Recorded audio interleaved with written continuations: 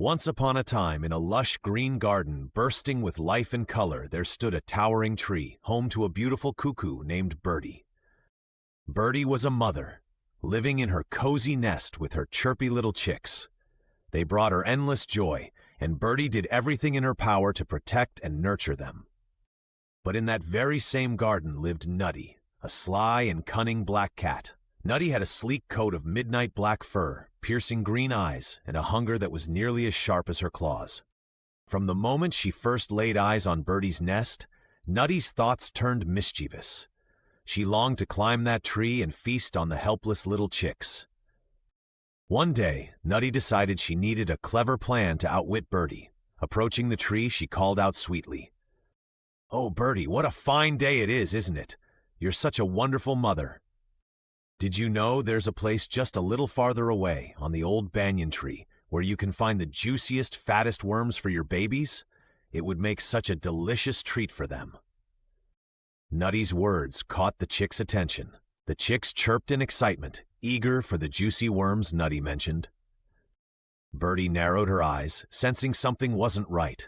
However, she didn't want to disappoint her little ones. She told them, "All right, babies, I'll go, but you must stay inside the nest and make no noise. Be alert, and I'll be back soon." With that, Birdie flew off toward the banyan tree. As Nutty watched Birdie disappear into the distance, her lips curled into a sinister grin. "At last," she thought, "the nest will be mine." Nutty leapt onto the tree trunk, claw after claw, pulling herself higher. The chicks heard a faint scraping noise, their tiny hearts quickening with fright. The eldest chick whispered, "Someone's coming. We need to call Mama." The little chicks raised their voices together, calling out in high-pitched chirps for their mother. Far away, Birdie heard the distressed cries of her babies. She flew back with all her might. Nutty at the nest was surprised by Birdie's fierce return.